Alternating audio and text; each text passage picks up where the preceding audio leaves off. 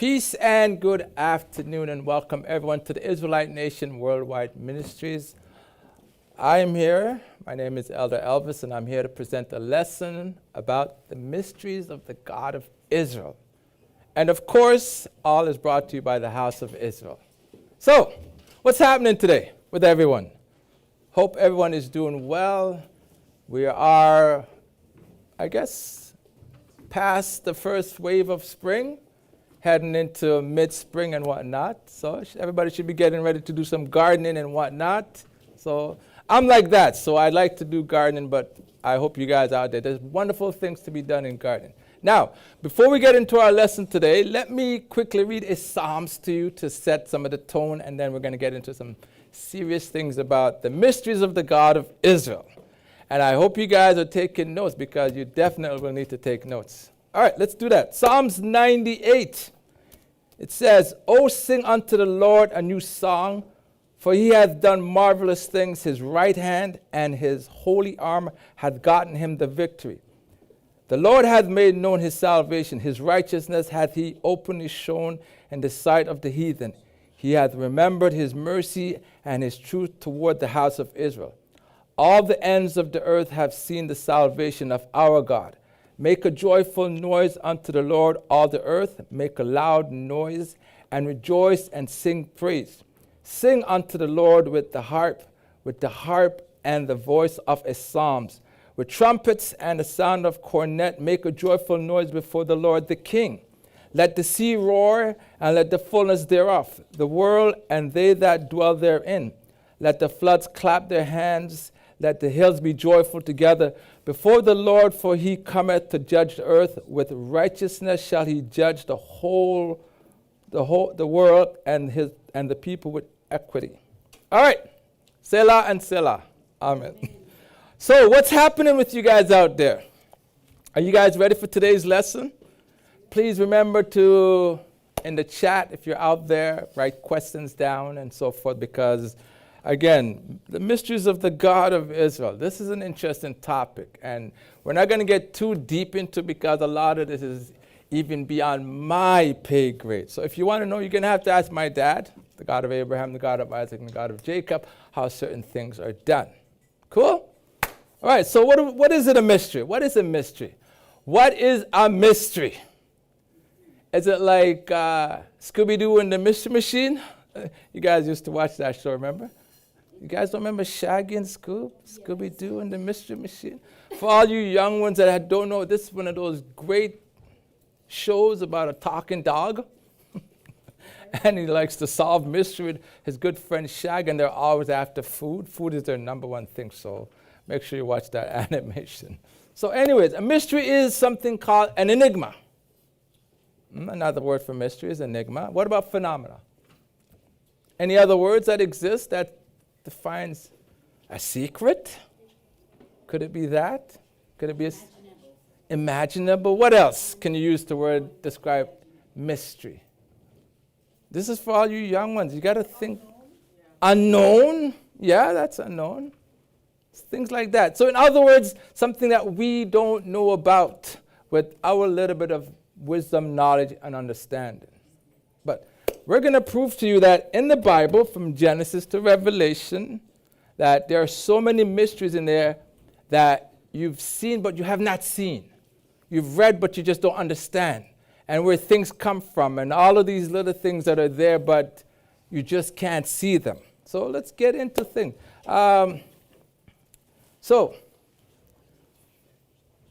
Bible is not written for you unless you're in Israel and so forth. Let me ask you guys something.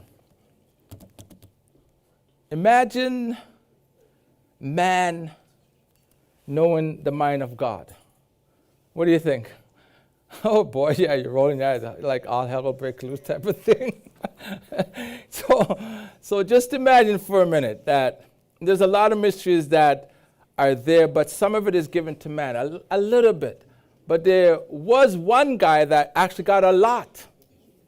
There was a certain guy that got a lot of the mysteries, but it went to his head, and he puffed up his chest. You don't believe me? All right, let me go there and find it for you. So I'm going to go to Isaiah 14 for a quick moment and let you see who this guy I'm talking about is. It says, Isaiah 14 from 12. Here's what it says. How art thou fallen from heaven, O Lucifer, son of the morning? How art thou cut down to the ground, which didst weaken the nation? For thou hast said in thine heart, I will ascend into heaven. I will exalt my throne above the stars of God. I will sit also upon the mount of the congregation in the sides of the north. I will ascend above the heights of the clouds. I will be like the Most High. So this guy got some of the mysteries, and he got swell-headed. How about that? So imagine if man got some of this, or at least at that level. You know what would happen? The first thing man would do is say, listen, Lucifer, the devil guy he caused, I'm going to kill this guy. That's what he would say. And Lucifer would be going knocking at God's door saying, listen, why did you do that? You gave man some information, so you got Lucifer all scared if that were to happen to man. Because man would actually would blow up the planet right away if man were to get a hold of some of these mysteries. Like seriously, because it would imagine, look, Lucifer got a lot of it and it got to his head. Imagine man getting this stuff? Oh, geez. Be like Chicken Little, the sky's falling. You guys watch that show, right? But yeah, seriously, imagine if we got a little bit more than what we have right now. Nothing would be saved. Lucifer would be running to God saying, listen. And by the way, that is a mystery on itself in itself. How is Lucifer able to talk to God? Because if you go to Job chapter 2, it says there was a day when the sons of God gathered together and even Lucifer came amongst them. How do you put that together? That he was able to gather with the sons of God. You're going to have to go there and read it. That's Job chapter 2 if you want to know that mystery. And by the way, the mysteries that we're talking about are plain and simple right in the Bible. But if you, as I said, if this Bible is not written for you, if it's not for you, and if it's not by you, we're not going to get the mysteries. Because you have to be in the house of Israel, where some of these mysteries are given unto our elder Shadrach, who is our master teacher, who gives us these information. And again, we don't have a lot of the mysteries because you don't know the workings of the God of Israel. You don't even know how water is made. You might say, yeah, no, that's how it's formed, but it's not how it's made. And that is above our pay grade. So I wouldn't even try and figure that out itself, because that is way beyond our knowledge and understanding. And even if you did understand it, you'd probably go mad, because too much information will be in your head. Our little mind can contain only so much. So therefore, be careful of what you're always trying to dig up. There's always people trying to dig up stuff. Just the other day, 4 weeks ago, you remember that thing that they launched on the day of our Passover? Saying they want to go to the moon or do something or fly by the moon. These guys are still trying to figure out what's up there in heaven. Do you understand what I'm saying? They're still trying to figure out. So they said that they flew a rocket ship named Artemis. And Artemis is a Greek goddess, by the way, so careful. And they want to go up there and say, I'm going to maybe eventually fly around the moon, put a base there and launch. Yeah, right. They're still trying to figure out how to get to heaven. And listen, heaven is not for man. You're not from up there, so you're not going to go back up there. Just remember this. Just stay here. Isn't this earth beautiful? There's so many things to discover on this planet Earth. Jeez. All right, where are we? The mysteries of the God of Israel. And as I said, there are many, many mysteries. Scripture says that, again, if you're not from up there, you're not going to go up there. No man knows the hour or the time when you're going to pass. And nobody from the other side can go back and tell you exactly how it's over there. Imagine if they, again, all these things, imagine if they came back and tell you what's that, you'd clean up your act, right? You definitely would clean up your act because you have no idea. All right, let's go to Mark chapter 4. We're going to set the tone by using Mark chapter 4. What we spoke about in Isaiah was just to give you about Lucifer, who got a little bit of information, and he thought he could take over God's position. That's like this today in everything. Somebody always trying to take over. So we're going to go to Mark chapter 4, and we're going to use that to set our tone of how things are going to happen today. Mysteries of the God of Israel. And we'll start off at 1, actually. Okay. You guys there? All right, here we go. And he began again to teach by the seaside, and there was gathered unto him a great multitude, so that he entered into a ship and sat in the sea, and the whole multitude was by the sea on the land. And he taught them many things by parables, and said unto them in his doctrine, Hearken, or listen. Behold, there went out a sower to sow. And it came to pass as he sowed, some fell by the wayside, and the fowls of the air came and devoured it up. Birds love seeds. Just listen, when you have to plant your grass seeds, I've done that every year after year. I'm trying to patch it. And if you don't cover it with the dirt, the sparrows will come and eat that up in a heartbeat. So make sure when you do sow your seeds, your grass or any other seeds, you cover it up. If you plant other things, the squirrels will come and dig that up. And every year I get so upset that they come and dig up my stuff. It's like, Anyways. All right. 5. And some fell on stony ground where it had not much earth, and immediately it sprang up because it had no depth of earth. But when the sun was up, it was scorched, and because it had no roots, it withered away. And some fell among thorns, and the thorns grew up and choked it out, and it yielded no fruit. And others fell on good ground, and did yield fruit that sprang up and increased, and brought forth some 30, some 60, and some 100. So again, if you want your fruits, vegetable, whatever, you got to be in good dirt. And you do have to weed it out constantly, because again, the weeds tend to have more vigor and life than the actual plant thing that you plant. For some reason, I don't know. You thin it out, it's good, it's plowed good. Not one speck of weed. You plant your seed, 2 days later, it's like, where did all this weed come from? My seed didn't even sprout up yet. But all these weeds. So you have to be always constantly weeding. Verse 9. And he said unto them, He that had ears to hear, let him hear. And when he was alone, they that were about him with the 12 asked of him the parable. All right, so we're going to get into the juicy stuff now. And he said unto them, Unto you it is given to know the mystery of the kingdom of God, but unto them that are without, all these things are done in parable. And seeing that they see and not perceive, and hearing that they hear and not understand, lest at any time they should be converted and their sins should be forgiven them. So, the part that I want to zero in is the last two scriptures, which says they're going to hear, but they can't hear, they're going to understand, like all of that. So we're going to set the tone, because what I'm going to show you is you're going to hear it, but I don't know if you're going to hear it, and you're going to see it, but I don't know if you're going to see it. Again, the mysteries are in front of you, but if you don't have the eyes to see and the ears to hear, it's right over your head. You won't get it. So follow me along, and we're going to try and reference back to Mark chapter 4. Hopefully, you don't have to flip back and forth too much, but then again, why not? So, are you ready to go on that journey with me? Yes, sir. Awesome. So, here we go. Languages.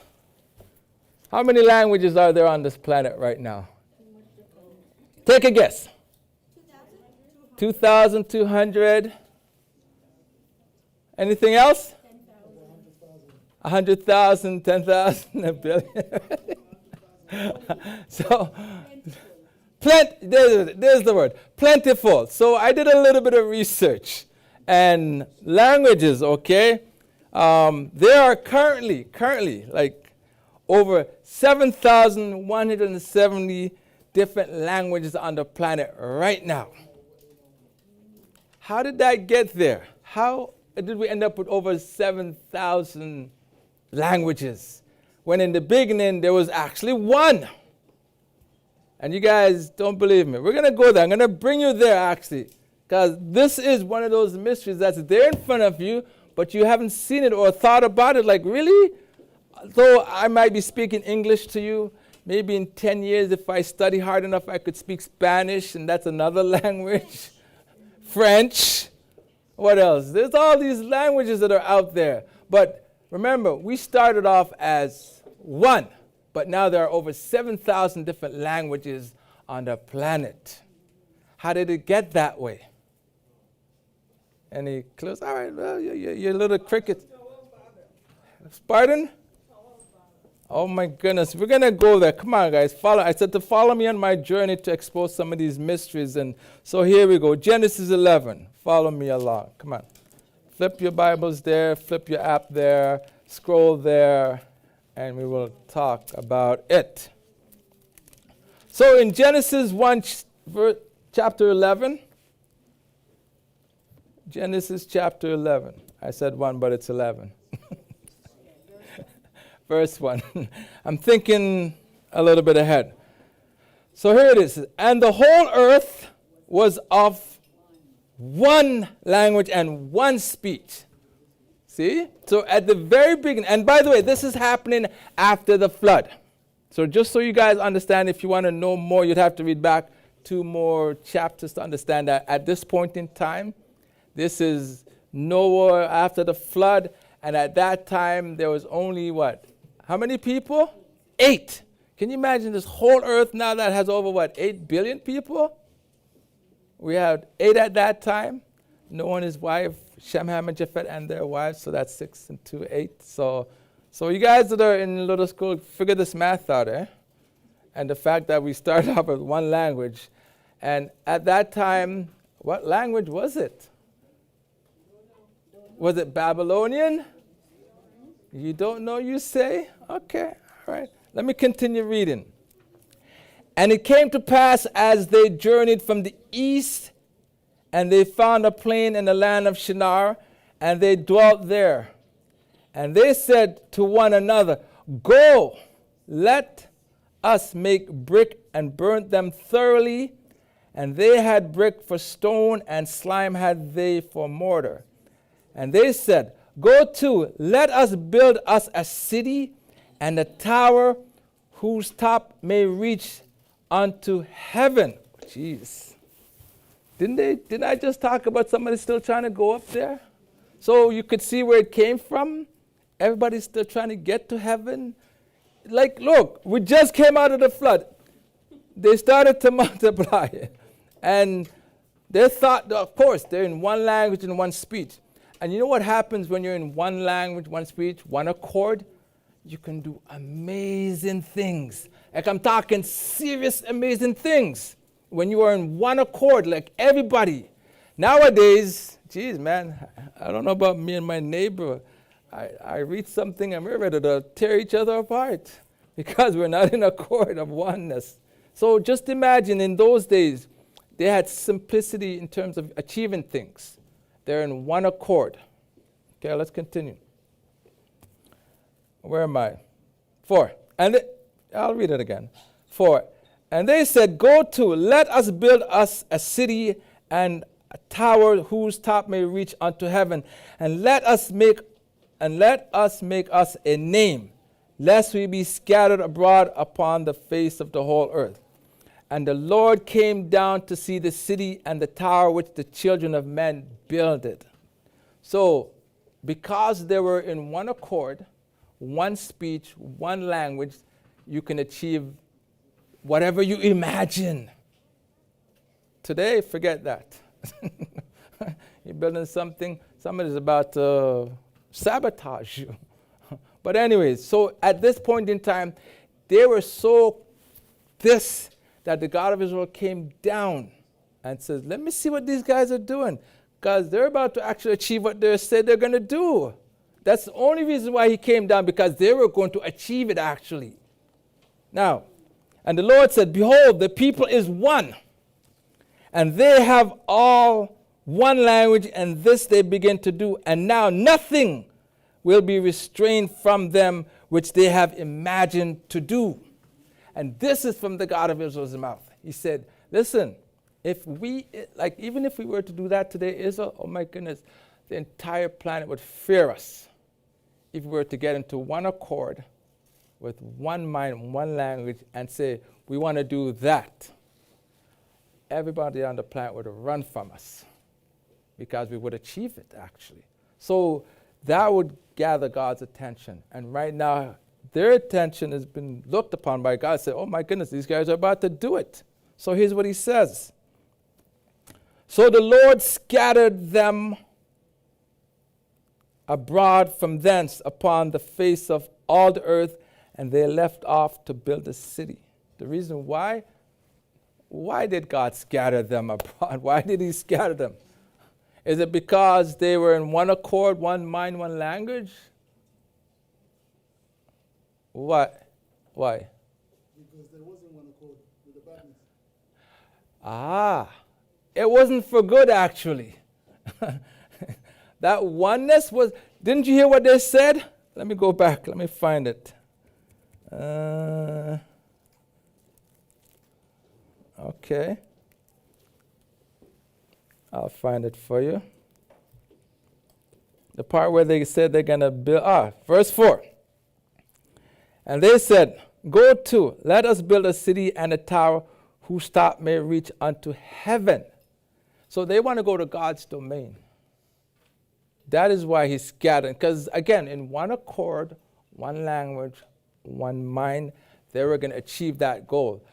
And today we still see remnants of it. There's so many tall skyscrapers. Go to, I think it's Abu Dhabi or Azerbaijan or Dubai.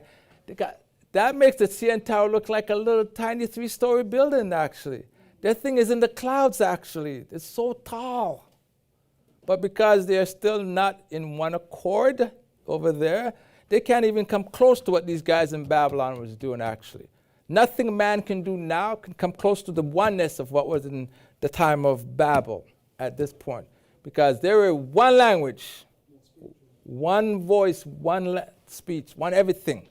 Hence why they were, and again, it is in front of you, it's a mystery, but yet if you have the eyes to see and the ears to hear, it's not a mystery unto you. But people are saying, oh man, there's so many languages on this planet. How did it come about? Well, we're telling you how it came about. God scattered them because they were going to build a tower to heaven. And it wasn't for good, it was for evil. The same thing everybody's trying to do even today, trying to fly by, go up to the moon. Yeah, right. Good luck. You'll never get out of the dome. Where are my people? Where am I? Oh, and by the way, if you were to speak in whatever language, French, Spanish, German, Mandarin, Cantonese, and if you call upon his name, you know he will hear you. Because why? He's the master and the creator of all languages. So again, as long as you do it wholeheartedly, and you're not just rambling off because you think it sounds cool, but if you say it sincerely with your whole heart, soul, breath, and being, he will hear you. Because again, look at Moses. Egyptian language. Moses was born, but he was put in a basket, and when he picked up, he was, a couple of days, a day old, or whatever. But the language that whoever looked after him was also Egyptian. Plus his mom that actually looked, so he actually may be bilingual at that time. But he definitely had to learn Egyptian because he had to be in the house of Pharaoh. And so he did all of that stuff, and it was Egyptian language. And God spoke to him when he visited him on the mountain. When Moses came up there and says, what is this bush that I see burning? But the language to him was Egyptian. It wasn't a strange language, okay? So just to let you guys know that the master of all languages is God. The creator of all languages is God, okay? Where are my people? All right. We're going to talk about names also. That's another area of mystery that you guys might think. We cover it so often, I don't even know how many times we're going to cover it until those that are out there would finally read the prints of black and white and see it, but yet they cannot see it. So we're going to go there. Again, talking in terms of Moses, we're going to go to Exodus 3:13 to 15. Because, again, we're talking about languages. And to communicate with Moses, you have to speak Egyptian. But then Moses says, God, listen, I'm going to go to your people. And what's the name I should let them know that I'm coming in? And he says, I am that I am. Okay. Furthermore, or moreover, but let me give it to you. Here's what it says. We're going to go to Exodus 3, and I'm going to read just a few of these scriptures. Verse 13. And Moses says unto God, Behold, when I come unto the children of Israel, and shall say unto them, The God of your fathers has sent me unto you, and they shall say to me, What is his name? Moses is putting himself in the people's and saying, So what's his name? What shall I say unto them? So how should I answer your people? God says, All right, I hear you. And he says unto Moses, I am that I am. You know, if you were back home in Jamaica, where I'm from, you say, I'm Yesenia, you know me. They would say it like that. But for the English reference, it says, I am that I am. And he said, Thus shalt thou say unto the children of Israel, I am has sent me unto you. And God said, Moreover unto Moses, Thus shalt thou say unto the children of Israel, the Lord God of your fathers, the God of Abraham, the God of Isaac, and the God of Jacob, has sent me unto you. This is my name forever, and this is my memorial unto all generations. Now, stop for a moment. People say, so where's the name? The last piece or the last sentence in that, he says, this is I'm going to go slow. This is my name forever. Okay, let me rewind back a little bit. It says, the Lord God of your fathers, the God of Abraham, the God of Isaac, and the God of Jacob has sent me unto you.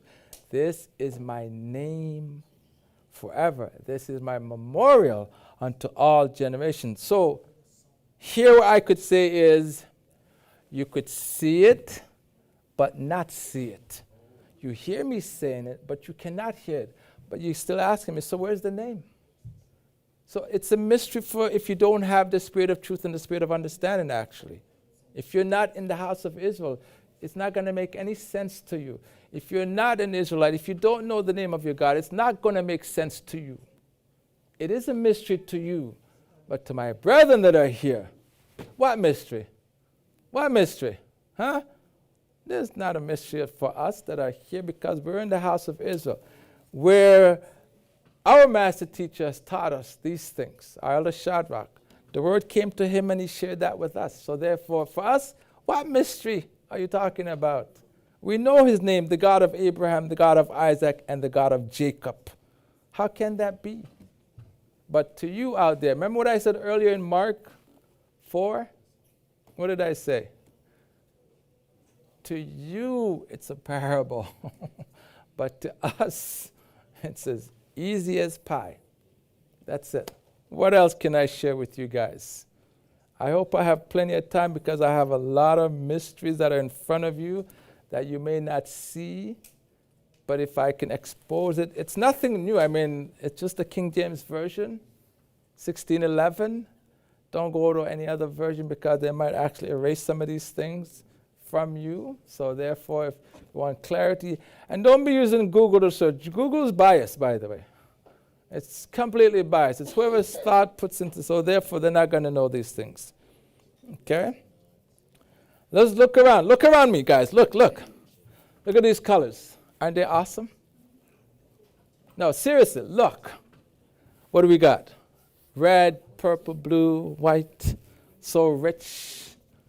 You guys love colors? My favorite color is red, by the way. Just to let you guys know.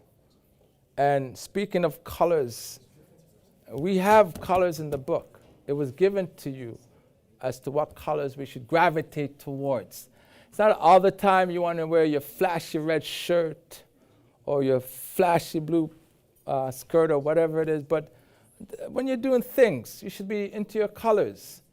However, However, it's in front of us, but we didn't get a chance to actually see it. So let's go there and show you where it is and how it's spoken about so many times. And again, it's not us saying we're going to choose these colors. The God of Israel gives us these colors for a specific reason. There are a reason why you were given certain colors. Okay, so let's talk about it. And also why certain countries have our colors or stole our colors. So let's deal with these guys, okay? All right. What are the importance of color? You guys know that it's very important? Power, yes. What else? Pardon? Protection. What else? Prosperity. That's one of the main ones. And the main one, how about spirituality? That's the main one. The colors are for spirituality. For a reason, you children of Israel, you children of Jacob, you're not ordinary people. So you can't have ordinary things. The colors are not ordinary. But yet you let tons of people thief the sitting. Anyways. They stole our stuff. Those crooks. Let's go there. If you want to know about colors, there's Exodus 26, verse 1, Exodus 28, 5. But I'm going to zero in on Exodus 39. Exodus 39. Okay? Follow me, please. Exodus 39, and I'm just going to read the first few verses, and it's right off the bat. Right off the bat, it tells you. Okay. And of the blue and purple and scarlet, they made clothes of service to do service in the holy place, and made the holy garments for Aaron as the Lord commanded Moses. Verse 2. And he made the ephod of gold, blue, and purple, and scarlet, and fine twined linen. And I'll get back in a sec. And they did beat the gold into thin plates and cut it into wires to work in the blue and in the purple and in the scarlet and in the fine linen with cunning works. So look around. I got blue, red, purple, and linen, white. So linen is considered white. So the colors that we should gravitate towards is white, red, blue, and purple. And they all have this specific thing. I know that the Romans stole the purple, and for them it was because of supremacy, because of the emperors and so forth and whatnot. Okay? That's why they stole that. And guess what? After they stole that, everybody else says, even King James says, you know what? Since they took the purple, let me grab those other three. the white, red, and blue. And how many countries now, can you see that have those three colors? I mean, some people took one. All right, I give you that. But some people got greedy and took the three colors, the white, red, blue. Which countries do you think, you guys, you don't want to say who they are? Australia, England, France, Holland, US, Russia. Look, these guys got greedy. They took all three. Can you imagine? Look, okay, Canada took two. I understand. And the hands in the pot there. But some people took everything.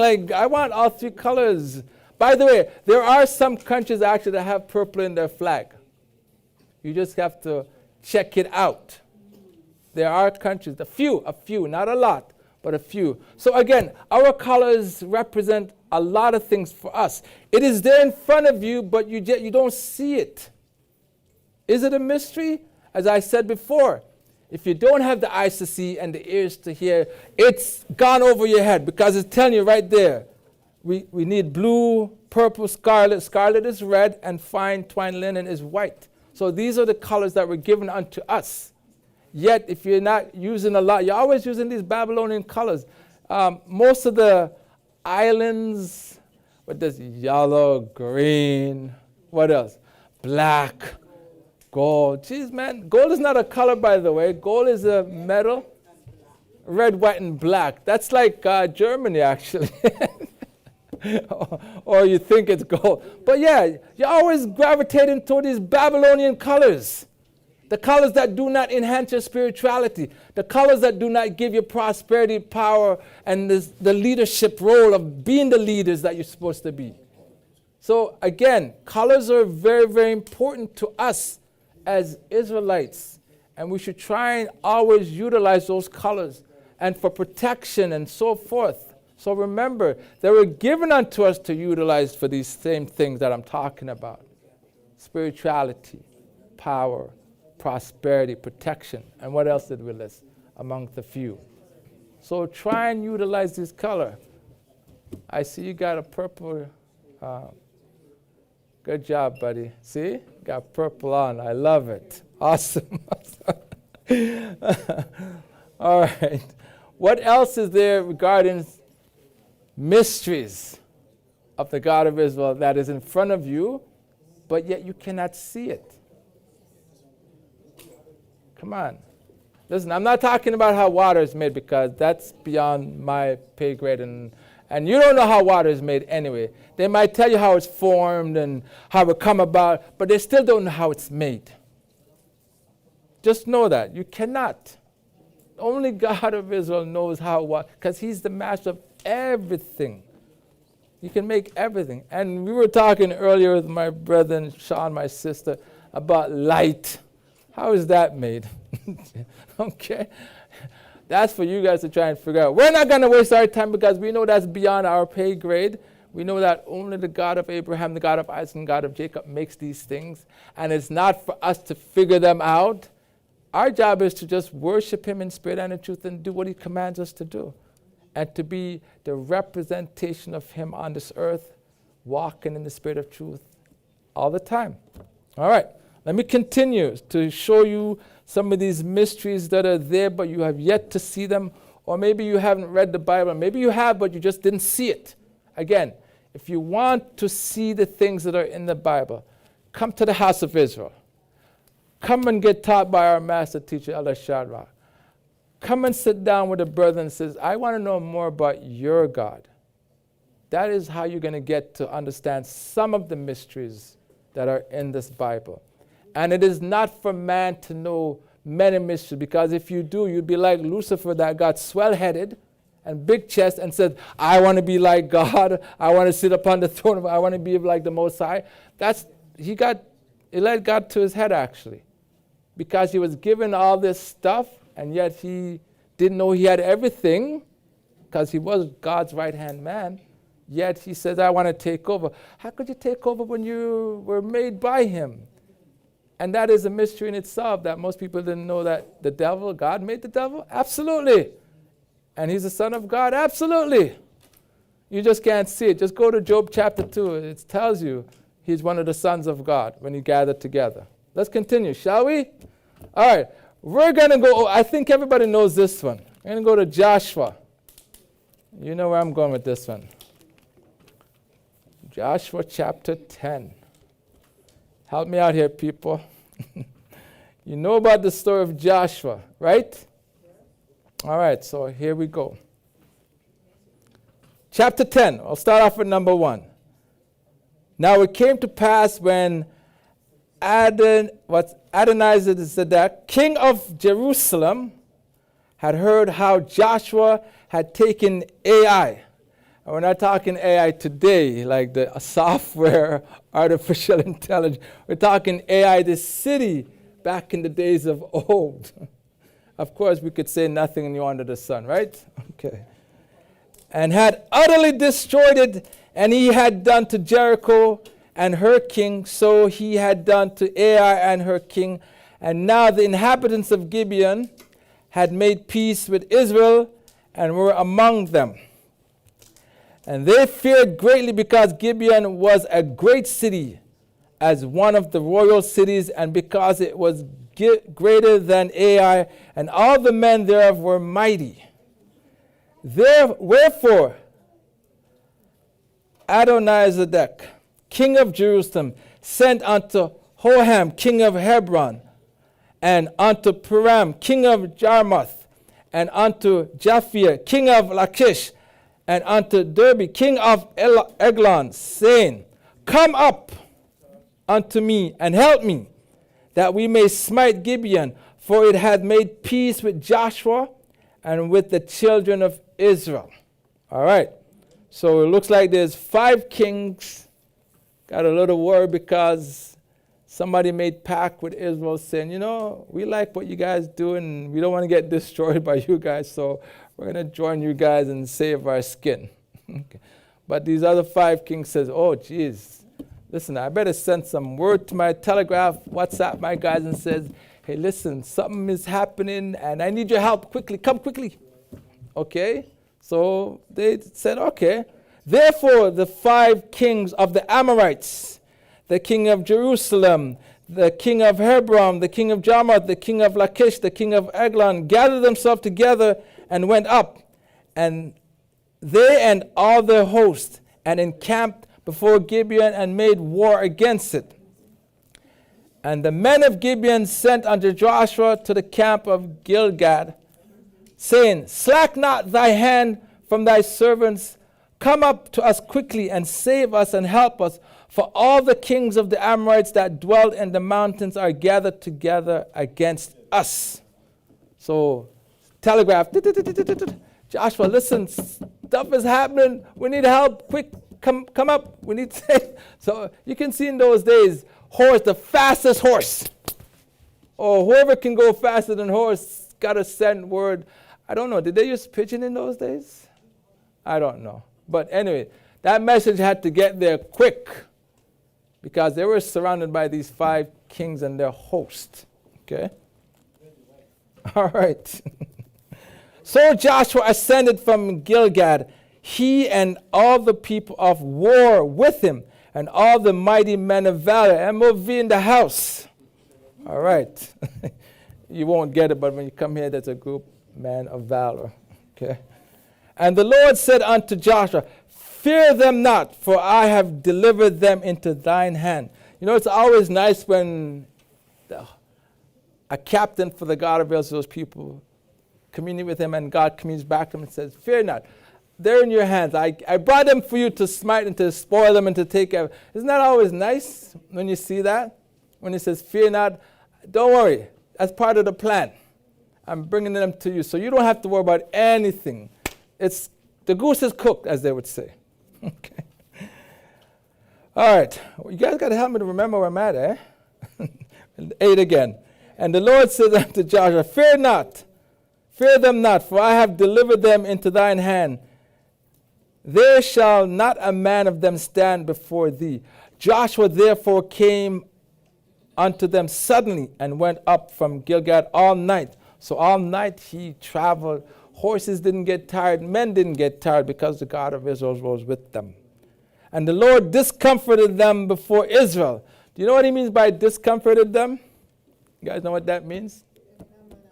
Man, you can't even sleep. You know when you have a miserable sleep? Like you're trying to sleep and be at peace. You just can't sleep. You're up. You're worrying. You're thinking, oh, geez, there's an enemy at the door. And you're just that. Your mind is not right. You're like fidgety. Like somebody says, boo, you're jumping 10 miles because you're so scared. Where am I?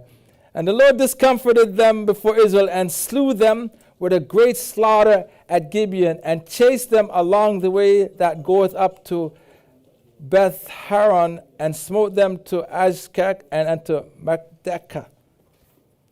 And it came to pass as they fled from before Israel and were in the going down to Beth Haron, and the Lord cast down great stones from heaven upon them unto Azekah, and they died, and there were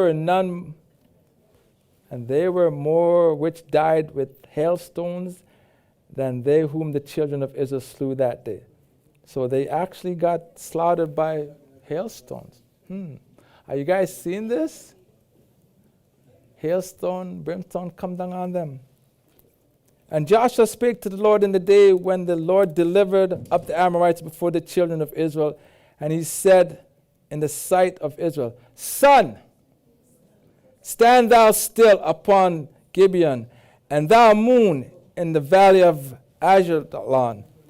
And the sun stood still, and the moon stayed until the people had avenged themselves upon their enemies.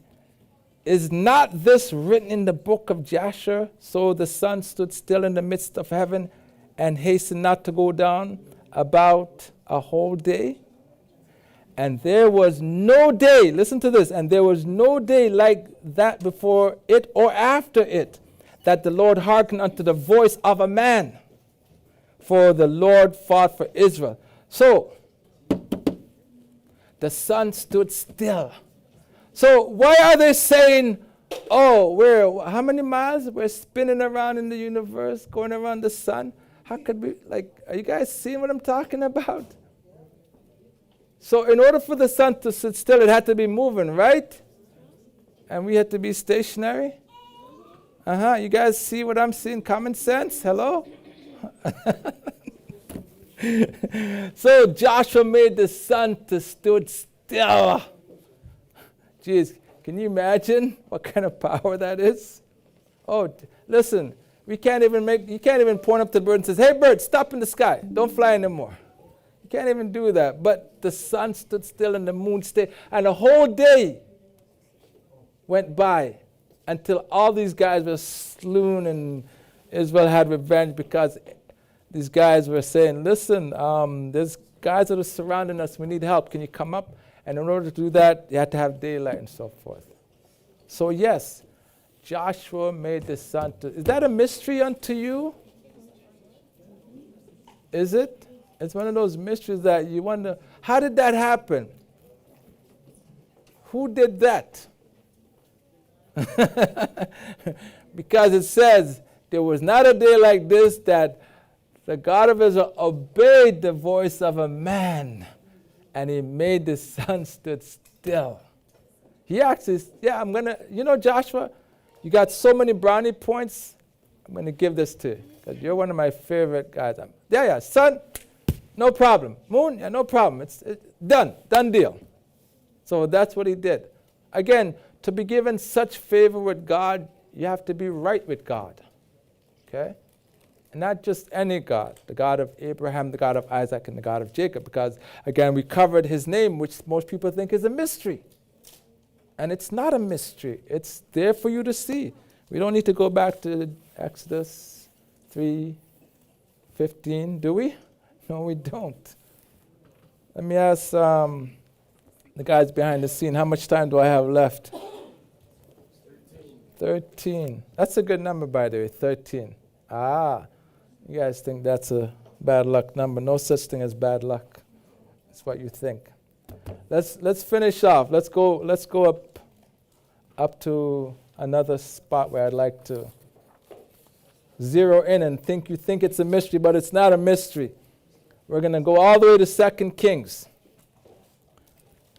Remember, I'm taking you on a journey about some of the mysteries that are in the Bible. You think are mysteries, but they're not. They're right in front of you, but you have to have the spirit of understanding, the spirit of truth. You have to be here in the house of Israel. You have to be listening to our master teacher, Elder Shadrach, the council member that is telling you the truth. And do you have the eyes to see and the ears to hear? It is not a parable unto you, but to them. So, again, follow me to 2 Kings.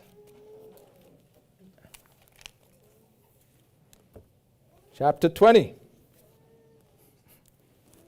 And I believe you know this one too, but it was never truly exposed until you now are listening attentively. So, and we're going to talk about Hezekiah, the king of Israel at that time. One of David's sons. Okay. So, in those days were Hezekiah sick unto death, and the prophet Isaiah, the son of Amoz, came to him and said unto him, Thus saith the Lord, set thine house in order, for thou shalt die and not live. Can you imagine somebody coming to you and says, listen, You have X, Y, and Z days to live, so set things right because you're about to die anyway. Like, I mean, the prophets are always bringing news, good or bad. And if he comes to you, you might say, most of the time you ask the prophet, comest thou in peace? Or do you bring good tidings? It's almost like when an angel comes, first thing he says, fear not. Because you're already scared. You're about, like, he always says, fear not. And then you would say, do you come in peace? Because you know what happens if he's not coming in peace. You're going to the other side. That's it. You have no question. But anyways, it says here, Hezekiah was sick unto death. But Isaiah came to him and says, listen, God of Israel says, clean up the house, set things right, write your will, whatever you got to do, because you're about to die. Okay? Kind of like that. Then he turned his face to the wall and prayed unto the Lord, saying, this is Hezekiah, I beseech thee, O Lord, remember now how I have walked before thee in truth and with a perfect heart, and have done that which is good in thy sight. And Hezekiah wept sore. Now, when you see the word wept sore, it didn't mean no little like, he really wept. Because, he wanted to stay in the land of the living. So obviously, when death is calling, you wept. Wept sore, like the heartfelt wept. And it came to pass afore Isaiah was gone out into the middle court, that the word of the Lord came unto him, saying, so before he left the palace, he was in the middle court. The Lord of Israel said, turn again and tell Hezekiah, the captain of my people, thus saith the Lord, the God of David thy father, I have heard thy prayer. I have seen thy tears. Behold, I will heal thee. On the third day thou shalt go up unto the house of the Lord. So before he left, the message came back to him, says, listen, I heard, I saw, I felt your tears.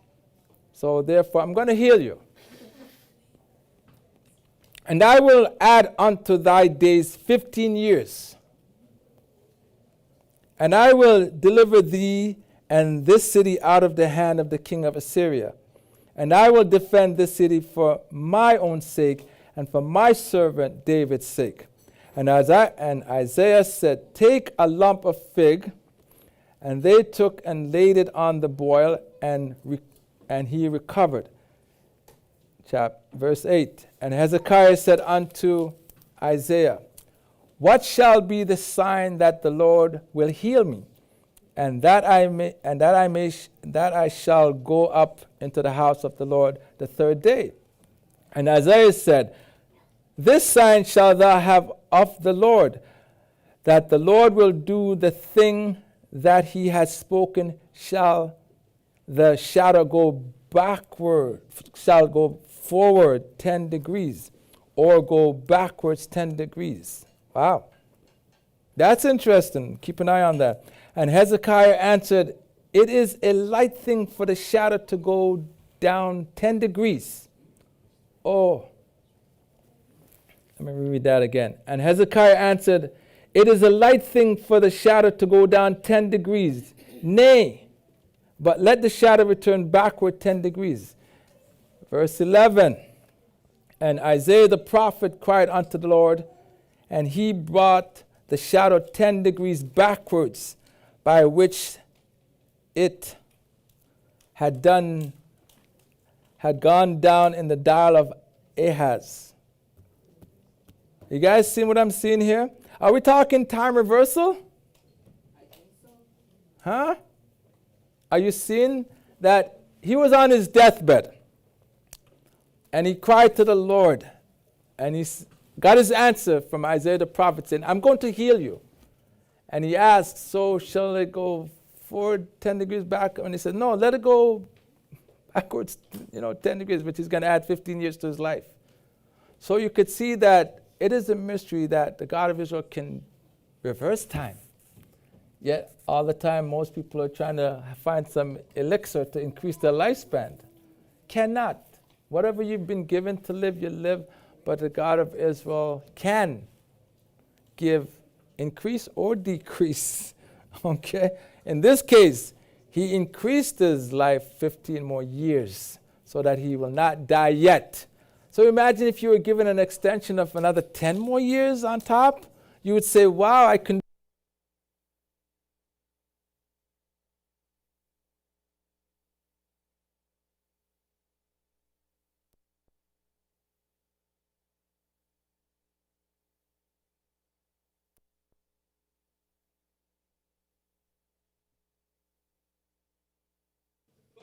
Is the mic on? Yes, thank you.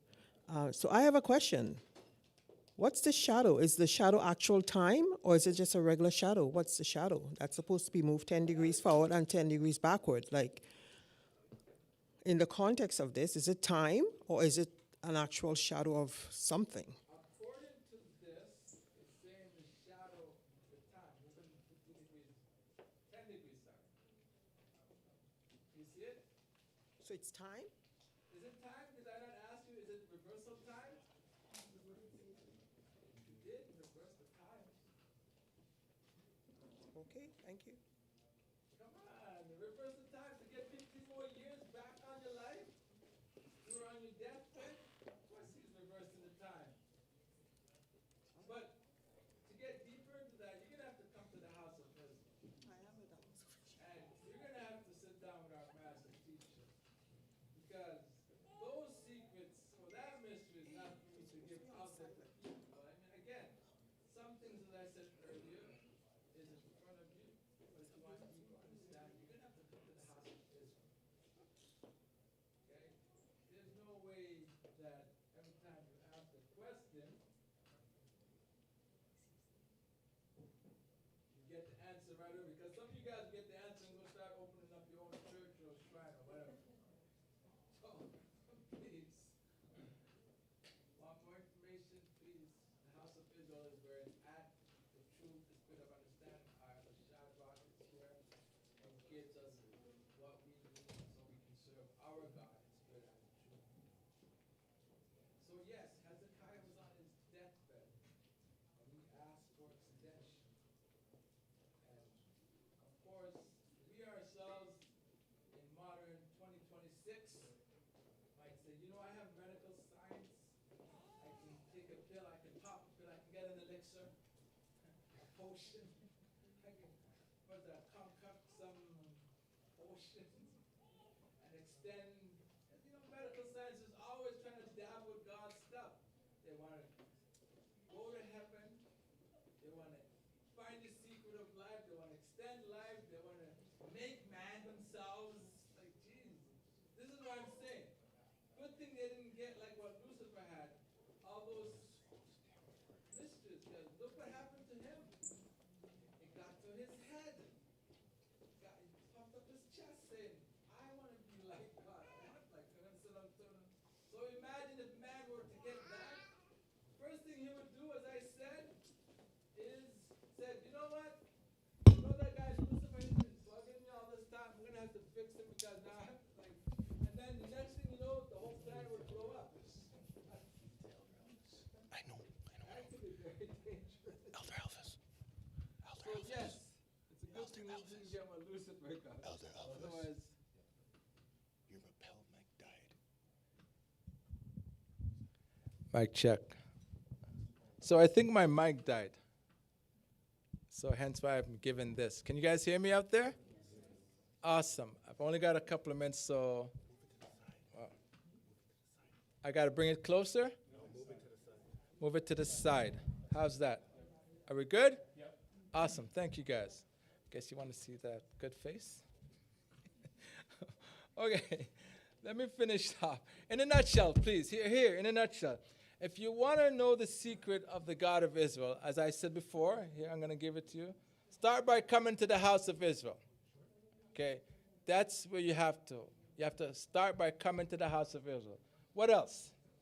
Come and listen to our master teacher, Elder Shadrach, the council members, or the brethren that gives a lesson. What else? Check out the Bible study group. Check that out also. Get involved so you can get more information more things. What else? When you're ready, sup with us. And then your journey begins. Because until you take that step, nothing is going to happen for you. Nothing. Okay?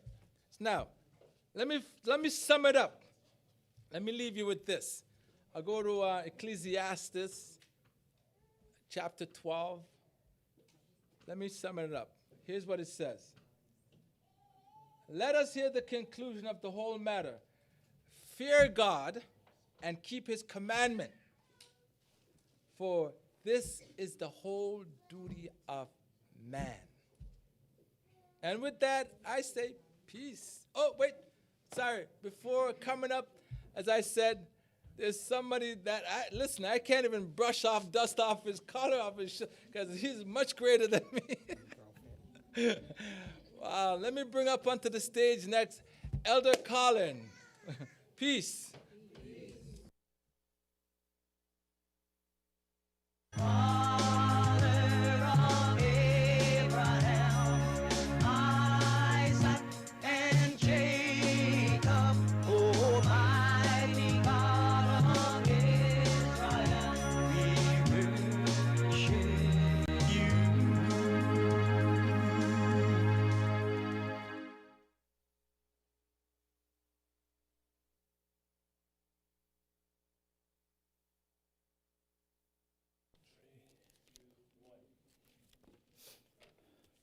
Good afternoon to you all. And let us thank Elder Elvis for setting the foundation for the lesson today. So to all of us, family of the Israelite nation, sons and daughters of Abraham, Isaac, and Jacob, we're kind of gathered here today to talk a little more on this subject. This subject that is as ancient as creation, and yet as fresh as the breath we breathe. The mysteries of the God of Israel. A mystery in the deepest and most spiritual sense is something that is real, something that is true, something that exists but cannot be fully understood by human wisdom alone. So what is a mystery? Does anyone know? A mystery is a truth that belongs only to God. And Elder Elvis has told you, we're talking about the God of Abraham, the God of Isaac, and the God of Jacob. So a mystery is a truth that is beyond human comprehension. A mystery is a truth that is revealed only when God chooses. It's a truth that cannot be discovered by intellect alone. And it's a mystery that invites awesomeness, humility, and reverence. A mystery is not confusion. A mystery is not contradiction. A mystery is divine depth. A truth that is too vast for the human mind to grasp without revelation. In the Bible, a mystery is a hidden truth of God. Sometimes the Most High knows fully, but humanity can only see in parts. You understand? It is also a revelation given in God's timing. Mysteries are not solved. They are revealed. A mystery is a reminder of God's greatness. Mysteries show us that the God of Israel is far above human logic, science, or philosophy. A mystery is a call to humility. Mysteries bring us to the same place that Job reached. And he said, I have uttered what I understood not. A mystery, according to Scripture, is a doorway into deeper relationship with God. Mysteries draw us closer to God because they make us seek Him, listen to Him, and depend on Him. I'm going to take my mysteries today from the book of Job. I'm not going to read the entire chapter because I'm going to pick out the main verses. But if you want to, in your later reading, you start reading from Job 38 to 40 to get the full Bible reading of what I'm going through. I'm not going to read the entire scriptures. So I'm just going to pick out some stuff, right? So we're going to find mysteries about the God in the book of Job that display the foundation of the earth, the paths of the sea, the stars and the constellations, the wilderness or the wildness of the creatures He creates, the power of the Baphomet, the terror of the Leviathan, and the voice from the whirlwind. These are not puzzles to solve. They are revelations of divine majesty. Job learned that a mystery is not meant to be mastered. A mystery is meant to humble you, transform you, and draw you into awesomeness. So in simple terms, a mystery is a truth too big for the human mind, but revealed in parts by the God of Israel to those who seek Him. So this topic that I'm going into is not casual. It's not a theme that we're going to explore lightly. For when we speak of the mysteries of the God of Israel, it's like we're stepping onto holy ground. So we are acknowledging that the one we serve, the God of Israel, is not a small God. Is not a silent God, Elder Shadrach. Neither is He not a powerless God. But this God and these mysteries, this God is the true and living God. This God speaks. This God commands. This God measures. And this God, whose ways are past finding out. So we're here to reflect on this God who thunders from the heavens, who balances the clouds, who set boundaries for the seas, calls the stars by name, gives strength to horses, teaches eagles to soar, and humbles the proud with a single question. Here we are. We're going to consider this God who said to Job, "Where was thou when I laid the foundation of the earth?" This question was not to shame Job. If you listen to the question, he's not asking him something to shame him. What he was doing, he was revealing himself to Job. But because the mysteries of the God of Israel are not meant to confuse us, they are meant to draw us closer to Him. Can I say that again? The mysteries that you're going to be hearing today, it's not to confuse you. It's to realize this awesomeness of this God. So you go closer to this God because He's so awesome. It's to draw you closer to Him. So let me remind you that we serve a God who cannot be contained. We worship a God who cannot be explained. We belong to a God who reveals Himself in power. And we are called by a God whose greatness has no end. So I'm inviting you tonight to just listen with reverence, to reflect with humility, and to allow your spirit to rise in awesomeness. Because when we speak of the mysteries of the God of Israel, we're not studying ideas. We are encountering the Almighty Himself. So let us stand still. Let us consider His works.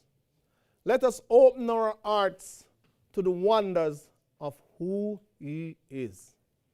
For the God of Israel is not only mighty, He is mysterious, He is majestic, and worthy of all praises.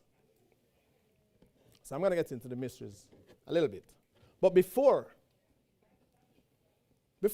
all of this happened, before we get into the mysteries and unveiling it, before the storms, before the ashes, before the whirlwind, there was a man named Job.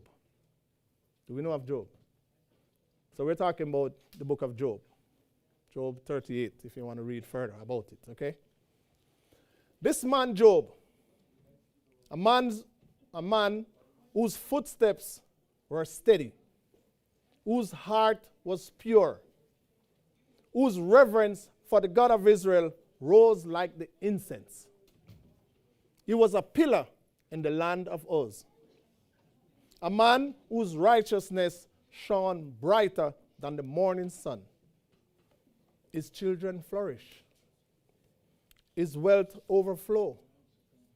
His name was spoken with honor at the gates. He feared God. He shunned evil. He walked in integrity. And heaven took notice. Family, the minute you start to walk closer to God, the closer you get to this God, the adversary start taking notice of you. Just bear that in mind. But it's a very important thing to note. Because yes, we need to walk closer to this God. But then, the other side, say, I need to test this person. So what did happen? But there came a day when the unseen realm stirred. A day when the adversary walked among the sons of God and set his gaze upon Job. Does he deserve you? Does he serve you for nothing? The whisperer whispered. So there comes the enemy, ready to test your faith. So God said, okay. Permission was granted. The edges were lowered. The wind of the trials began to blow. And in a single breath, all of Job's flock vanished. His servants fell. His children perished. Elder Shadrach. His wealth dissolved. And his health crumbled. The man who once sat in honor now sat in ashes. So let's just pause for a minute here and understand what's going on here. Because Job is somebody we must always strive to be like. Because in our everyday life, as we are walking in this path in Israel, we have our challenges. Yes?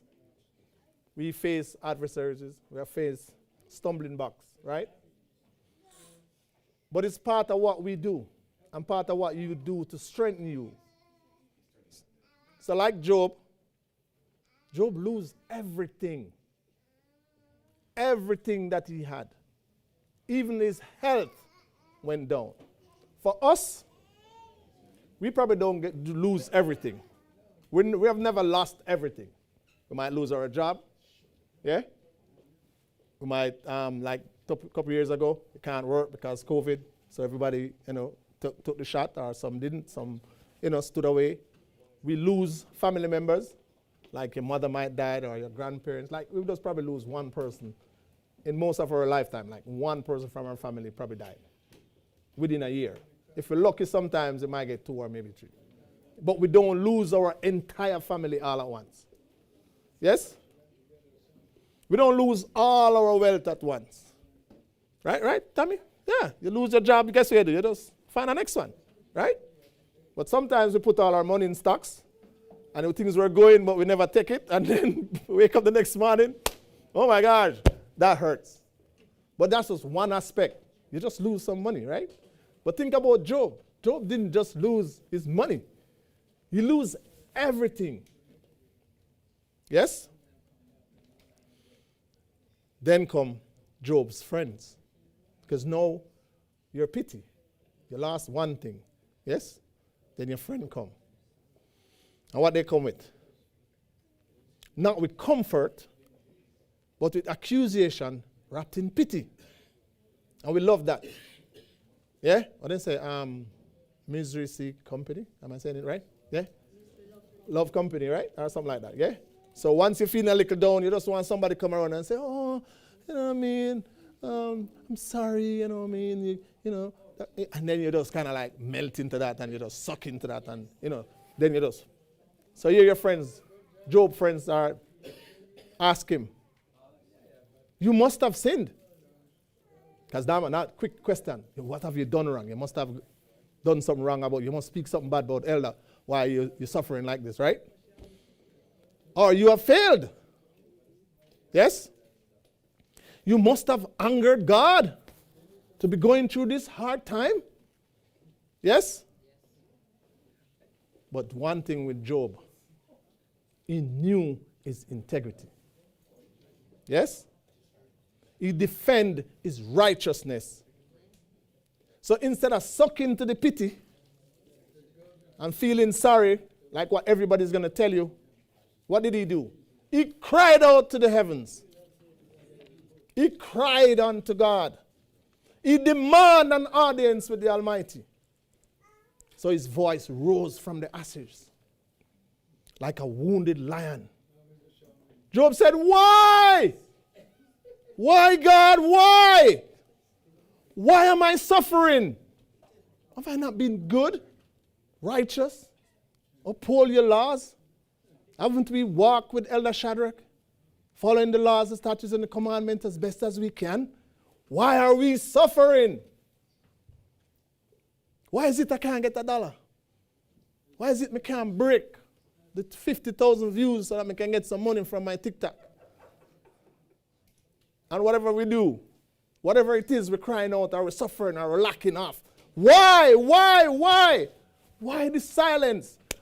Okay, so we come to the nation, going through things. Elder said, can I go to the altar? Okay, go to the altar. You pour it out in the altar. So you expect that when you finish pour out in the altar and you come out now, you're going to just hear, chicken ching, yeah, do that, and everything is good. Yeah? You come out of the altar. Yeah, we are singing everybody if you feel nice. Come out to the altar, say, expect answers. You go home. Nothing. Okay, a week passed, still nothing. Still in the same situation. You know what? Maybe we never prayed hard enough. I'll come back this Saturday. I'm going to ask Elder again to go into the altar because I really never pour out part of, probably do something they never put in enough. And you pour it out again, and you pour it out, and you come out, and a week, 2 weeks pass. Silence. Nothing coming from above. So Job is asking, why the silence, God? Why this darkness? No answer. The heaven did not answer. At least not yet. For the God of Israel, you need to understand this. The God of Israel does not speak until the heart is ready to hear. So we're still caught up into the solution. Still caught up into the whys and the hows and the what, how it's not happening. But we're not ready to listen, to hear that the God of Israel is going to tell you no, because you're still caught up. You're still caught up. And then And then, when the question reached their peaks, when the silence grew heavy, when Job's soul trembled on the edge of surrender. I'm at this point now. I got a result, I'm almost going to break now. I don't know if I can pray anymore. I've fasted enough. I'm going to break now. And you lie down in your bed now and say, I'm thinking, okay. Then the storm begins to gather. The wind rose.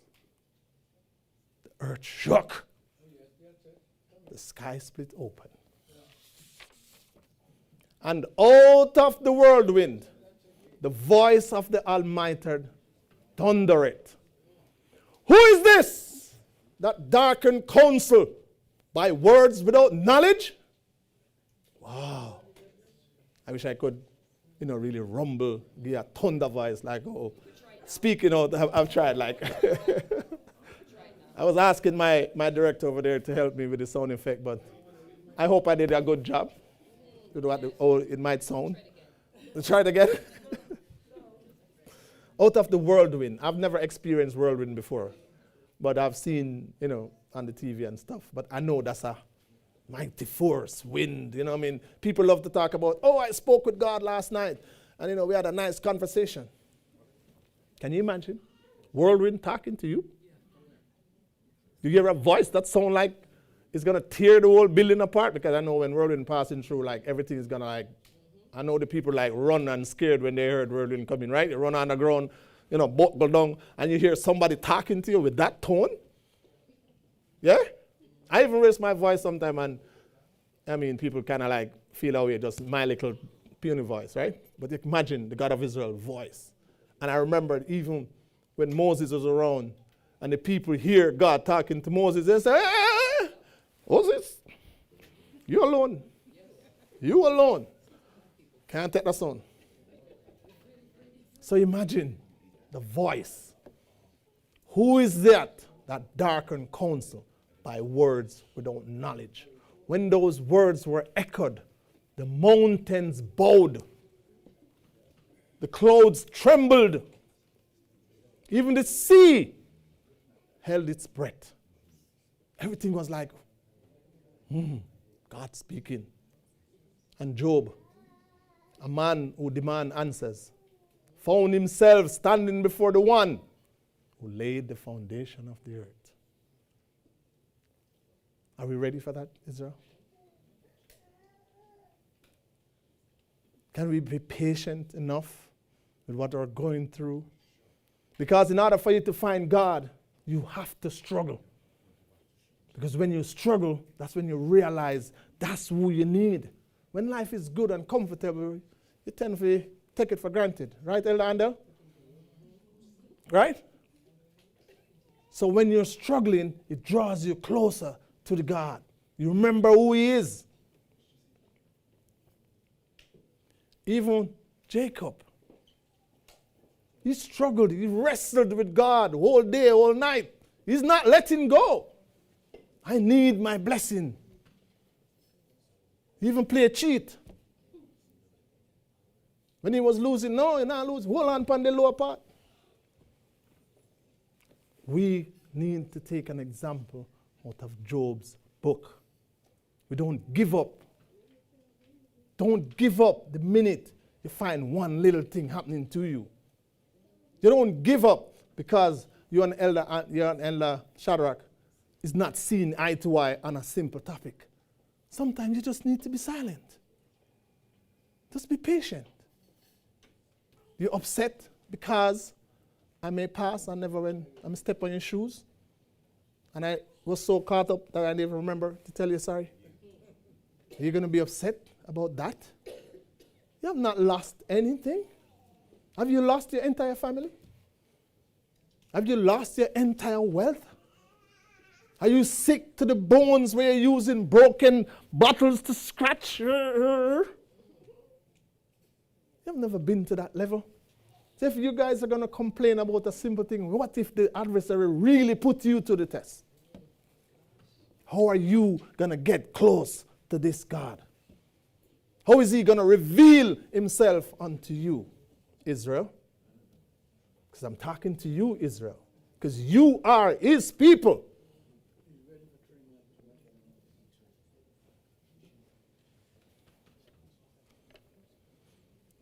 Now, let's see what happens with Job. Let us listen with Elihu. Let us stand before the whirlwind. So you can start read from Job 31. And this is how it begins. This is God beginning to you. His first words to you is, stand still and consider the wondrous works of God. Israel, you need to stand still. Standing still, because when you stand still, then the God will speak. Then the God will reveal. Then the God will correct. Then the God will restore. So he's calling us to stand still. Why? Why is he asking you to stand still? Because the mysteries of the God of Israel cannot be understood if you're rushing. Oh, I have to go to work. Oh, I have to go. I have to. Stand still. The God of Israel mystery cannot be revealed to you if you're distracted. Everything distracted you. Can't focus. The God of Israel mystery cannot be revealed to you if you're caught up in your own thoughts, feelings, and emotions.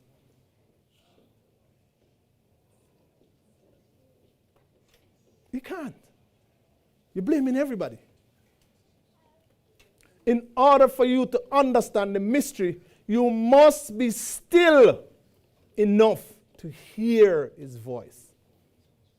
Say, I have 1,000 people talking to you. You're calling Tamar, you're calling Sean, you're calling everybody. Bam, bam, bam, bam. When are you going to get time to just be still for a moment? Just be silent for a moment and wait. Wait until the God speaks. Don't rush. We serve the true and living God. I told you earlier, this is the living God who speaks.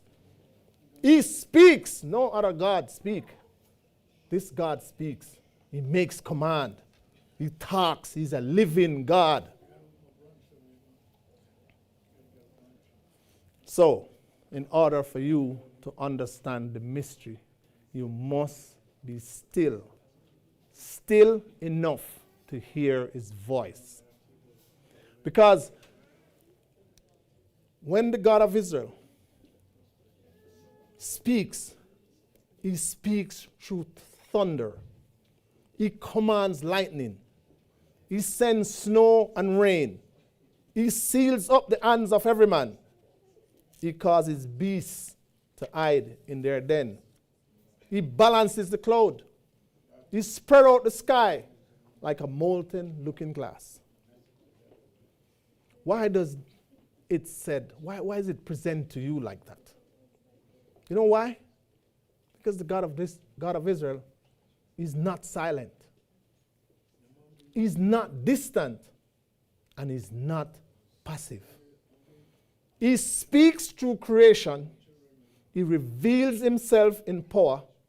And he teaches through the storm. So here's the first mystery. And you need to pay attention, Elder Sophie, or you're going to miss this. Are you listening, Elder Sophie? Mm-hmm. Thank you. First mystery. Have your pen? Make a note. The God of Israel uses the forces of nature as his voice.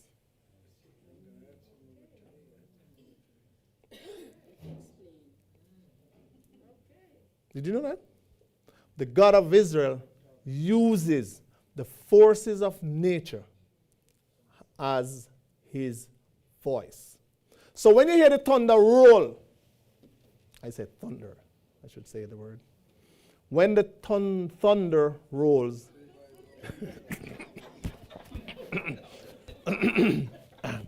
yeah, when the thunder rolls, it's not chaos. When you hear that thunder rolling, it's not chaos. Yes, it's tongue twisting. It's a proclamation. Yes? When the lightning flashes, it's not random. It's a command. When the rain falls, it's not random. It's obedience. Creation listens to the God of Israel. Creation responds to the God of Israel. Creation reveals him. So, Israel, if creation obeys him, shouldn't Israel? Can I ask again? If creation obeys him, shouldn't Israel obey the God of Abraham, the God of Isaac, and the God of Jacob? That's our duty. So that's your first mystery. The God of Israel uses the forces of evil, the forces of nature as his voice. And here's when things changes now. Then the Lord answered Job out of a whirlwind, not out of a whisper, not with a gentle breeze, out of a whirlwind, a force of unstoppable power. But why a whirlwind though? Why never just talk to you easy, like how I'm talking to you now? Because the mysteries of the God of Israel are not revealed in comfort. You can't, there's no way in your comfort room, sit down and foot up on your chair and watching your Netflix TV and expecting that you watch 2 Israelite video and then you go hear the God of Israel start talking to you. No. He does not reveal in comfort. He reveals in confrontation. You have to confront him, face him, stand up to the challenge. Then he talks with you. The God of Israel interrupts Job's assumption. God challenges Job's understanding. God reveals himself as he truly is. So the whirlwind is the classroom of the Most High. Do you understand that? Let me say it again. The whirlwind is the classroom. So that's where you're going to stand and hear. And remember, you're going to stand still. You can't be distracted. You can't be rushing. You can't caught up in your own thoughts and emotion. You have to stand still. Because when he's speaking with his mighty words, with power, you have to stand still. So God asked Job, where was thou when I laid the foundation of the earth? This is not a question. What is it? It's a revelation. Think about it. Where was thou when I laid the foundation of the earth? What is he saying to Job? I mean, laid the foundation or no? Where you? Sorry. Yeah. Where were you when I was laying out the foundation of the earth? He's not questioning him to make him feel bad. He might tell him, say, hey, look, I laid the foundation of earth. That's who I am. So this was not just a question. This was a revelation. God is saying to him, you were not there when I measured the earth. You were not there when I set this foundation. You were not there when I command the morning. You were not there when I shut up the seas with doors. He's revealing himself. He's showing who he is. He's the true and living God. He does this. No other God can say they do this.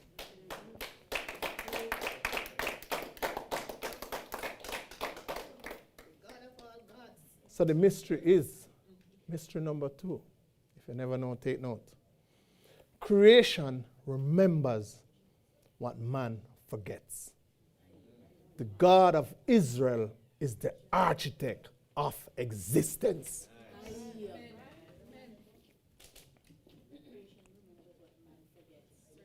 Creation remember what man forgets. The God of Israel is the architect of existence. Every mountain, every river, every star, every cloud is a testimony of his divine precision. So Israel, if God designs the universe with purpose, he designs us with purpose. Don't take it lightly. If God designs the universe with purpose, What happens then? he designs us, you, me, Israel. He designs us with purpose.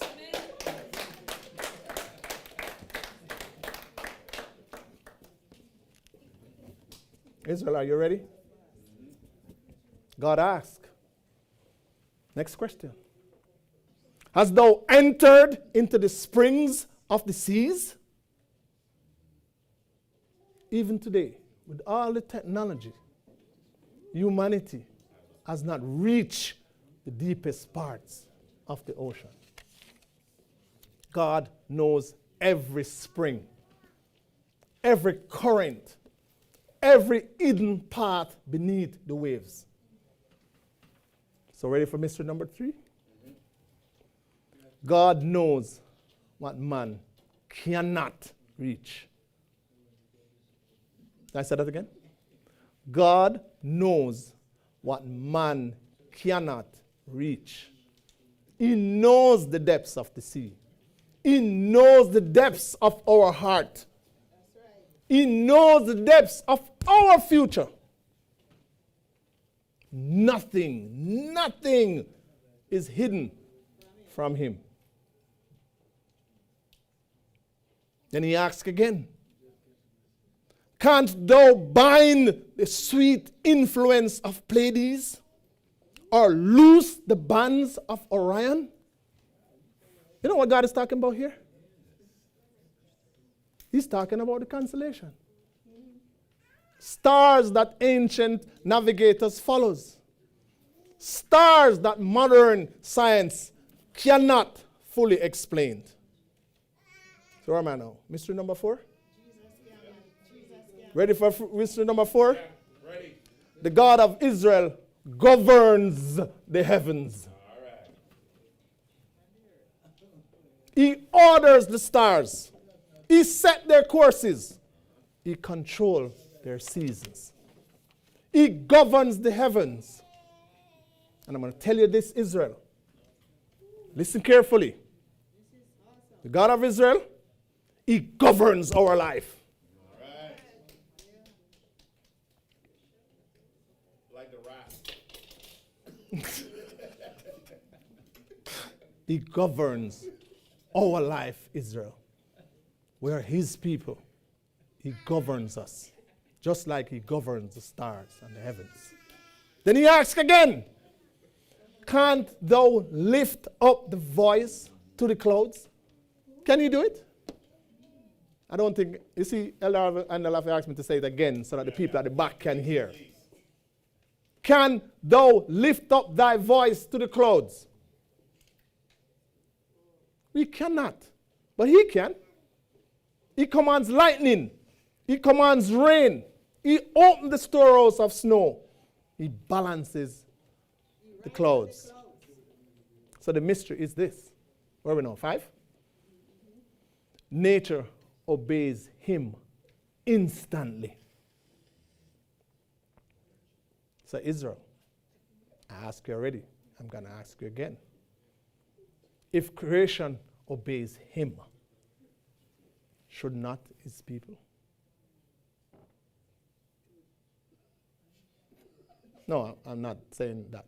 But I'm saying, if nature obeys him, Israel, we have no other choice. That's why you're Israel. You're supposed to obey the God of Israel. Only him. In Job 38, from 39 to 41, even to chapter 31, he speaks of lions, he speaks of ravens, goats, deers, wild asses, even unicorns, peacock, ostrich, horses, ox, eagles. Why is God talking about these creatures? You ever ask yourself why? He talks about these creatures because every creature reveals a different aspect of his wisdom. The lion reveals his strength. The raven reveals his provisions. The horses reveals his power.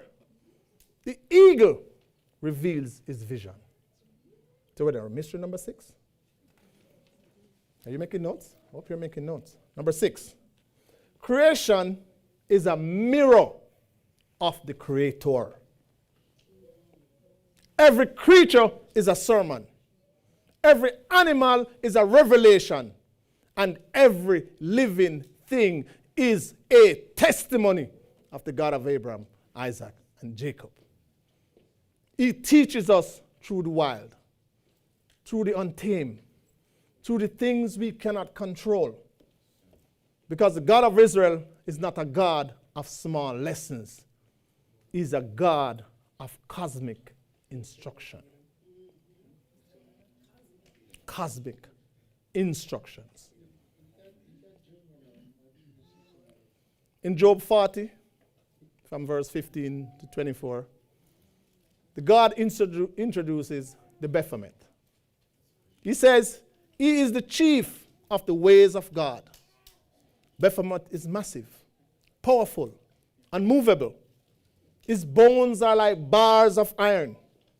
He drinks up a river without fear. So the mystery is, God creates strength beyond human control. God creates strength beyond human control. So the Baphomet reminds us that the God of Israel is not limited by human imagination. Job 40, verse 1 to 4, if you read it. After Job hear all of these questions that God is putting to him, Job said, "Behold, I am vile. What shall I answer thee?" This is not he was ashamed. This is a revelation. So here's the mystery, guys.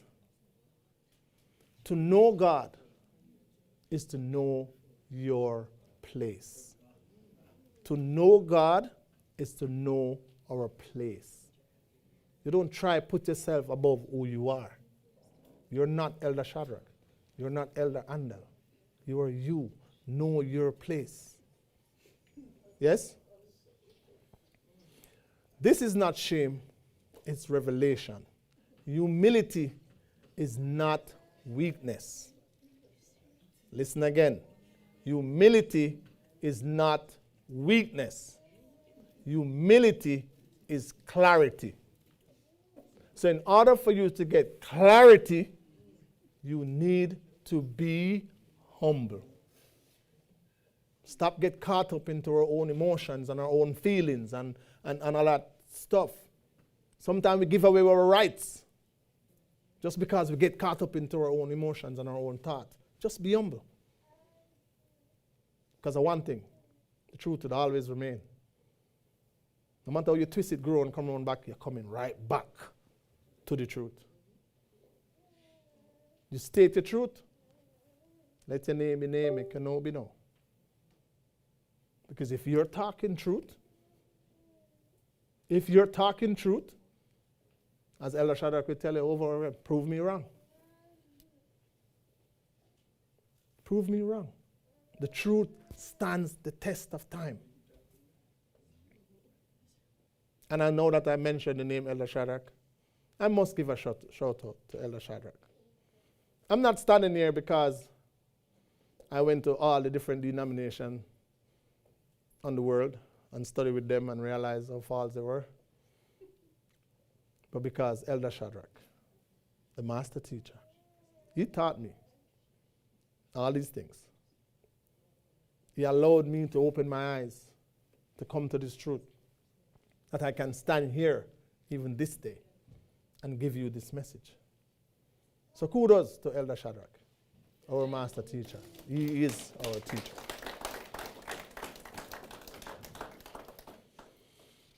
God does not reveal mysteries to destroy us. He revealed mysteries to transform us. Job, though he understood God, but after the whirlwind, after the questions, after the revelation, Job said, I have spoken of things too wonderful for me.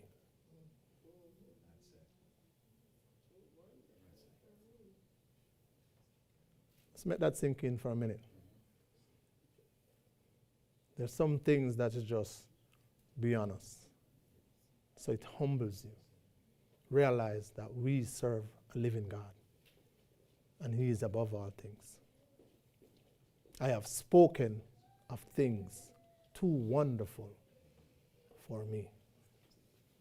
So the mystery is this. The God of Israel reveals Himself to those who seek Him. He reveals Himself to those who endure, to those who humble themselves, and to those who stand still and consider His works.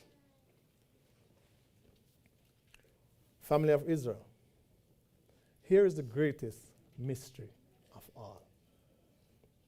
The God who commands the stars, the God who governs the sea, the God who creates Baphomet and Leviathan, the God who speaks from the whirlwind, chooses to reveal Himself to us. Only to us. So when we sit in our Saturday classes and Elder Shadrach is teaching, that is God revealing Himself to us because we're humble. We're still. Then we can get the revelation that we get through our master teacher, Elder Shadrach. He did not have to speak to Job. God don't have to speak to us. Who are we? He did not have to answer our prayers. He did not have to reveal His wonders, but He did. Because the God of Israel is not only mighty, He is rational. He is not only majestic, He is present.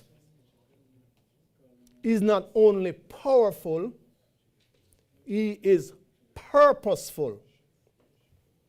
He reveals His mysteries to draw His people closer to Him. Because when you start understand a little bit more about who this God is, you find yourself really draw closer to Him. For He's here to draw you closer to Him. So He's going to reveal these things to you. But we have to do what? We have to do what, Israel? Stand still. Because He is God. So you have to stand still. You can't be distracted all over the place, thinking, caught up in your feelings. Stand still, Israel. Stand still and consider His wonders. Stand still and behold His majesty. Stand still and trust His wisdom. Stand still and bow before His greatness. Stand still and embrace His mysteries. For the God who speaks to Job still speaks today. For the God who commands the whirlwind still commands our lives. The God who governs the heavens still governs our future. Because the God of Israel is mysterious, majestic, and mighty forever. Family of Israel, hear me now. Hold on, let me get some water here.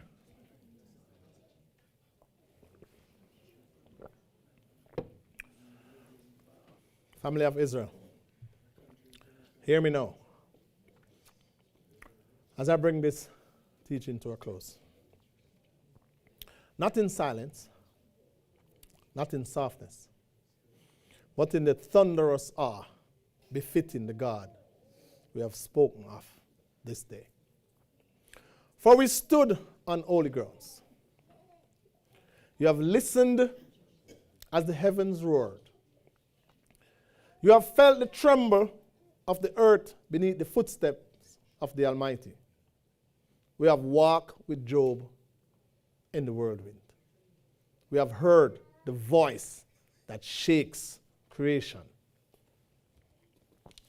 So the God of Israel is reminding us. He's not a God of stone. He's not a God of myth. He's not a God fashioned by human imagination. It's all about everywhere you go.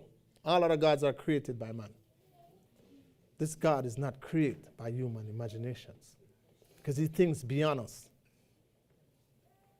He is the God of Abraham, the God of Isaac, and the God of Jacob.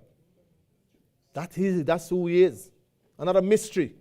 That is only when you get to know that mystery, that he is the God of Abraham, the God of Isaac, and the God of Jacob. That opens the door. That's him revealing himself to you. Because in order for you to get intimate with anyone, you have to first know their name. If you're calling the wrong name, you're in trouble. There's no way I'm calling Elder Andel, and every single day I'm calling Elder Michael.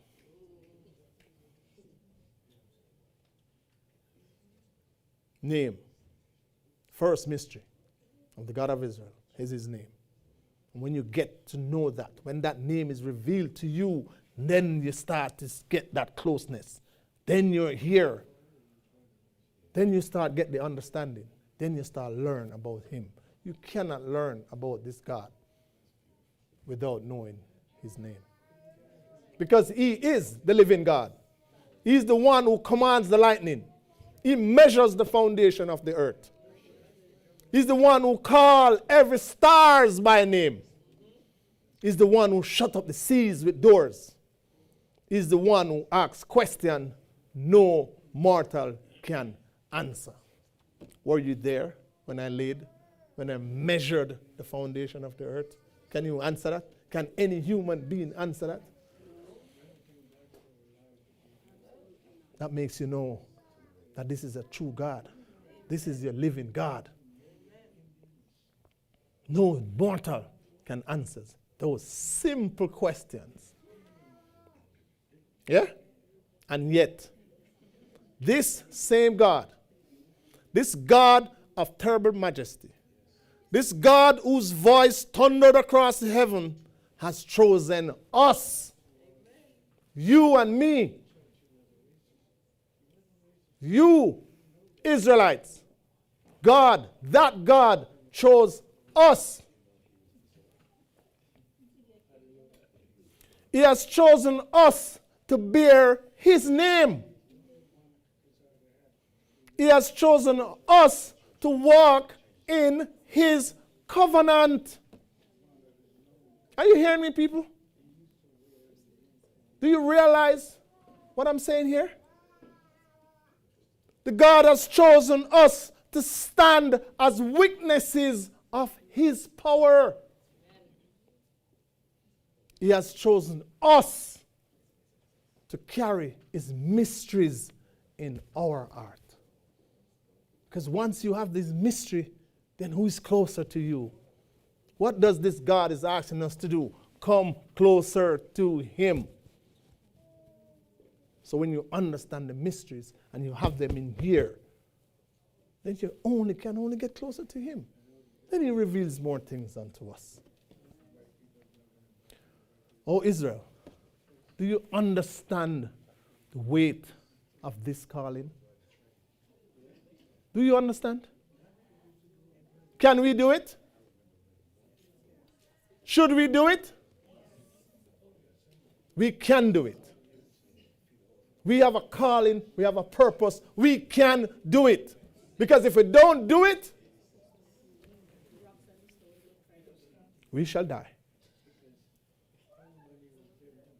He said in the Psalms, know that ye are gods, you're children of the Most High, but if you don't do this, you shall die like regular men.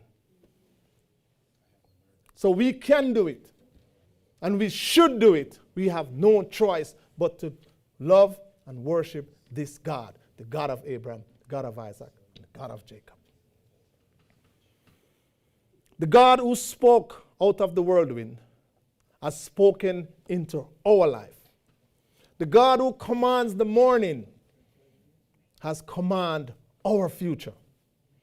The God who governs the heavens has placed his purpose upon us. This is not a small thing. This is not a light thing.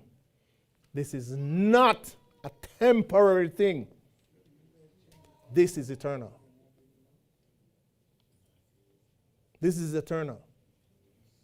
You don't make your vows and walk away from it. Because this God does not believe in divorces.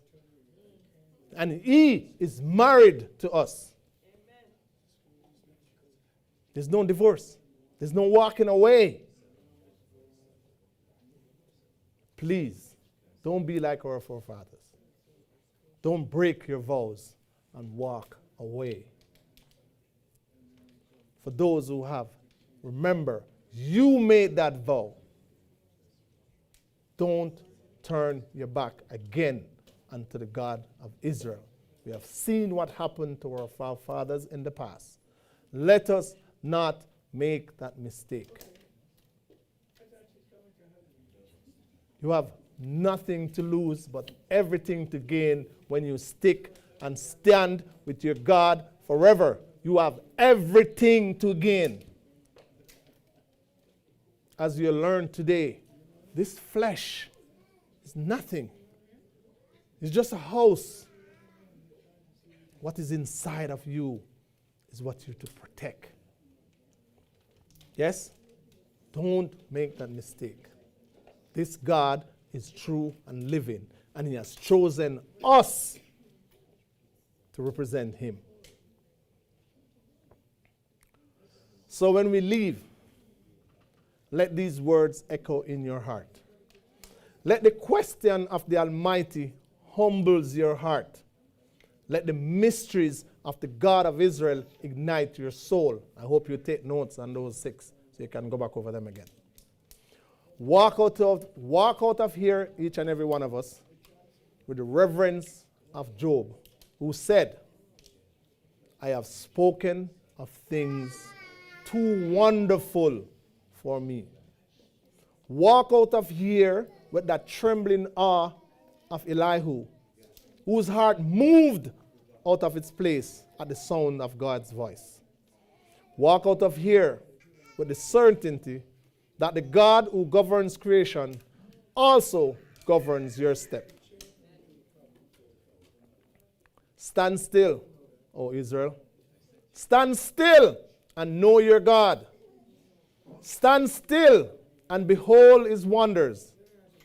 Stand still and walk in his purpose. Stand still and carry his name with honor. For the mysteries of the God of Israel are not meant to confuse you. They are meant to call you higher. May the God of Israel, who speaks from the whirlwind, speaks into our home. May the God who commands the morning commands our future. May the God who laid the foundation of the earth lay his hand upon our lives. May his majesty surround you. May his wisdom guide you. May his power protect you. May his presence never depart from you. Family of Israel, walk in awe, walk in purpose, walk in the covenant. Walk in the covenant. The covenant the contract that you sign with the God of Israel. If anything else, because he cannot break that covenant, and only we do it. And he will never break it. So we need to walk in that covenant. And if you don't remember, read Genesis 17. That's what binds us to him, that covenant. That's why his mercy is everlasting. And it endureth forever for Israel. Walk in his covenant. Walk in the majesty and the mysteries of the God who chose you and chose me. He chose us. That's a privilege to be chosen by the God who commands, who rules everything. You can do it, Israel. He didn't just, this God doesn't make mistakes. He does not make mistakes. So if he chooses you and he chooses me, you know what he's doing. You can do it and we will do it. And with that, I will say, peace, and may the God of Israel be with you always.